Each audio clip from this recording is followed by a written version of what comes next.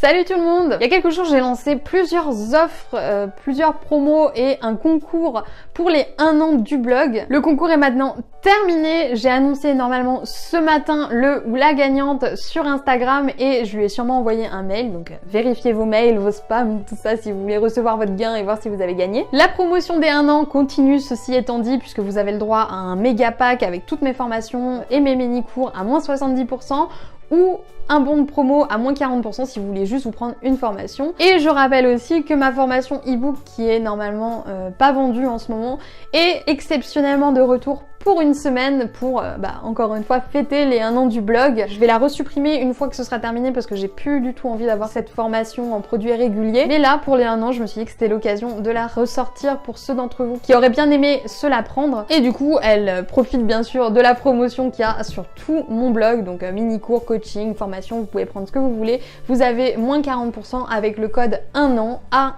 AN. Tout est dans la barre de la description, je vous remettrai les liens où je parle justement plus en profondeur de cette promotion et de cet anniversaire génialissime que nous fêtons ensemble. Et avant de partir plus loin dans ce délire là, je vais me recadrer tout de suite et vous parler du sujet du jour. Aujourd'hui, j'ai envie de parler avec vous de 3 idées de revenus passifs qui sont assez classiques en soi, mais je me suis dit que certains d'entre vous ne les connaissaient peut-être pas assez bien et se demandaient encore peut-être comment ça fonctionnait tout ça. Pour rappel, un revenu passif, c'est tout simplement quelque chose qui vous rapporte de l'argent sans que vous n'ayez rien à faire, en très grossier, on a tendance à dire ça. Sauf que bien sûr les revenus passifs, il faut fournir un certain travail au début pour que par la suite ça puisse nous rapporter de l'argent à long terme. Et je vais vous expliquer comment c'est possible de mettre en place ce genre de système ici. Pour moi en tant que blogueur, c'est indispensable de penser revenus passifs puisque c'est l'un des métiers qui rend ça le plus simple déjà d'une part, et d'autre part ça peut vous permettre vraiment de pérenniser cette activité peut-être un petit peu instable sur le long terme, donc c'est vraiment très intéressant. Ce que j'adore dans le blogging, c'est que à partir du moment où le travail est fait, par exemple au départ, si vous avez vraiment bien fait le travail, vous n'avez pas grand chose à faire par la suite pour actualiser,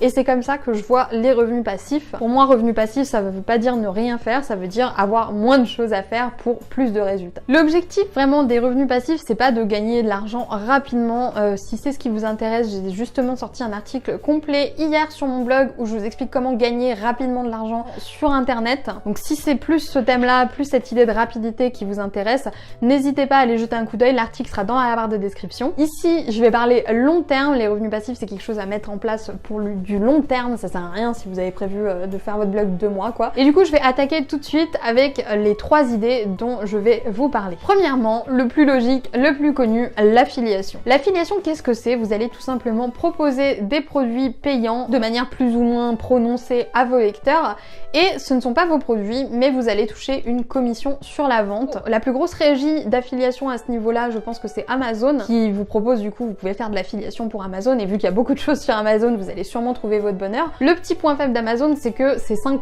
à 10%, même moins je crois, 2 à 10% d'affiliation en fonction de la catégorie de produits que vous arrivez à vendre, donc c'est vraiment des gains minimes. Là où l'affiliation est intéressante, c'est plutôt quand vous vous tournez vers des entrepreneurs qui vendent des formations en ligne et que vous vendez leurs produits à votre audience. Pourquoi? Parce que naturellement ça va rapporter plus d'argent. En général, quand vous vous tournez vers des entrepreneurs, les pourcentages d'affiliation restent quand même très intéressants, c'est-à-dire que ça va de 30% à 70% parfois même d'affiliation. Et vu que les formations en ligne sont beaucoup plus chères naturellement que les petits produits, les petits livres qu'on peut trouver sur Amazon, le plus intéressant restera de faire ça. Et pour l'idée de revenus passifs, comment on peut mettre en place cette affiliation-là? Tout simplement avec un blog, on va parler de produits, on va faire des articles sur ces produits, qu'il s'agisse d'un livre de chez Amazon ou d'une formation chez un concurrent ou peu importe. Même quand vous citez des livres en exemple, moi c'est quelque chose que je fais, quand je cite des livres en exemple, je donne un lien d'affiliation Amazon. Alors en soi ça me rapporte pas grand chose, faut être honnête, mais ça rapporte quand même un petit peu d'argent en automatique, donc c'est pas à négliger quand même. Là où ça va être vraiment intéressant, encore une fois, c'est pas si vous faites que de l'affiliation Amazon, mais c'est si vous faites aussi de l'affiliation pour des produits un petit peu plus gros, un petit peu plus chers. Deuxième idée de revenus passifs, et c'est peut-être pas la plus efficace, mais selon certaines thématiques, ça peut très bien s'appliquer, AdSense ou une régie de pub. Alors, qu'est-ce que j'entends par là? C'est tout simplement un encart publicitaire que vous allez mettre sur vos pages, et à chaque affichage, en tout cas tous les 1000 affichages, vous allez toucher un petit peu de sous. Pareil, quand quelqu'un va cliquer dessus, vous allez toucher quelques centimes, et et j'insiste bien là-dessus, c'est quelques centimes. C'est pour ça que AdSense ne sera pas adapté à toutes les thématiques. Par exemple, dans ma thématique le blogging, c'est pas nécessairement une thématique qui brasse beaucoup de monde, vous voyez ce que je veux dire? C'est plus une audience un petit peu restreinte et ce serait complètement suicidaire pour moi de vouloir vivre de mon blog grâce à AdSense qui doit me rapporter même pas de 10 balles par mois en ce moment. Par contre, si vous avez un blog dont l'objectif c'est de drainer du trafic en masse, pas forcément des gens très qualifiés, ou que vous avez un blog qui marche très bien, vous avez beaucoup de visites mais personne qui ne vous achète rien, alors AdSense c'est un très bon complément. Faut pas se leurrer, c'est pas avec AdSense qu'on devient riche, à part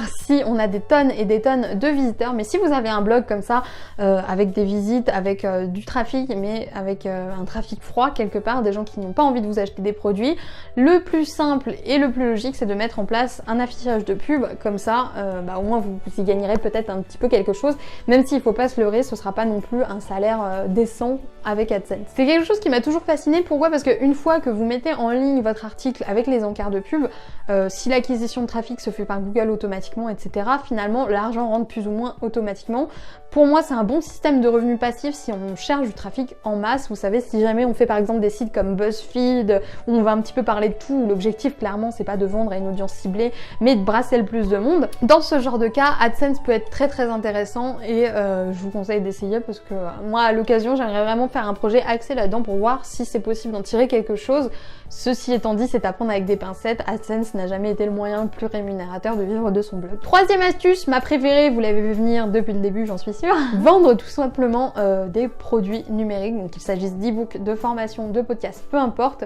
Vendre quelque chose que vous avez créé vous-même à vos lecteurs, c'est la base déjà pour rentabiliser son blog, mais au niveau des revenus passifs, c'est aussi ce qui est le plus intéressant. Pour transformer la vente d'une formation en ligne en vente un petit peu plus automatique, ce qui est important, c'est d'utiliser l'emailing. J'avais d'ailleurs fait une formation complète à ce sujet que vous retrouverez sur le blog, donc profitez de la promo d'anniversaire si vous avez besoin de vous former un petit peu à ce niveau-là. Et par email, je vais vendre automatiquement à mes lecteurs ma formation sans avoir vraiment à intervenir puisque les mails sont envoyés automatiquement. Donc moi j'aurais tendance à vous recommander de se caler sur ce système-là parce que c'est le système qui fonctionne pour moi, encore une fois. Et j'aimerais conclure en vous disant que si vous voulez rentabiliser un blog rapidement avec une audience pas énorme, il faudra penser vraiment aux produits numériques avant de penser affiliation, avant de penser pub, parce que c'est ça qui vous permettra de gagner de l'argent tout de suite et rapidement. Vous pouvez éventuellement vous dépatouiller avec l'affiliation, mais à ce moment-là, ne visez pas l'affiliation Amazon, visez vraiment l'affiliation par exemple sur un TPE, sur Clickbank ou directement auprès d'entrepreneurs qui utilisent des systèmes d'affiliation. Parce que le problème, c'est que si vous restez sur Amazon, sur de l'AdSense, vous allez très vite vous décourager à cause justement de la petitesse de ces gains et ce serait vraiment dommage. Donc voilà. Franchement, en réalité, il y a différentes manières de faire. Moi, ça fonctionne pour moi, la vente de formation, ça fonctionnera peut-être pas pour vous, ça dépend de votre thématique, ça dépend de ce que vous avez envie de faire, ça dépend de vos capacités. Tout le monde n'aime pas faire des formations, comme tout le monde n'aime pas rédiger des e-books. Chacun a sa propre manière de faire. Ce qu'il faut, c'est trouver un produit à vendre déjà. Pour moi, c'est vraiment ça la clé et réussir à optimiser le processus de vente pour qu'il soit automatisé, que vous n'ayez quasiment plus rien à faire. C'est-à-dire que envoyer un email, voilà, pour moi c'est quasiment plus rien à faire parce que vous n'avez pas à recréer le produit, à recréer le pitch de vente, etc. Fiez-vous à votre instinct, n'ayez pas peur de faire des tests, n'ayez pas peur de proposer des produits pour tester un petit peu votre audience, voir ce qui les intéresse.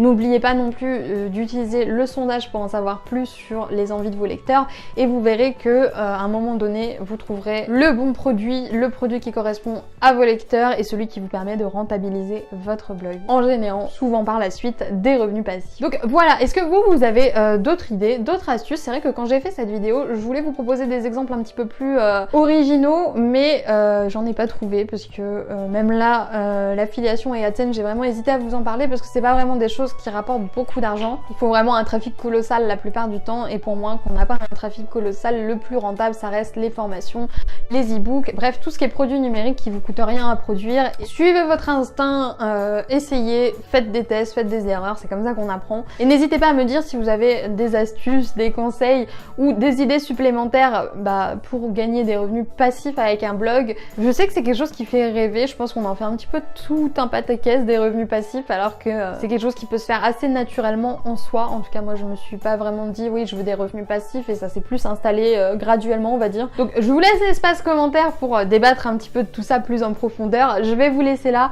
je vous souhaite une très bonne journée et je vous dis à plus pour une nouvelle vidéo sur la chaîne de Wonder Wild Queen.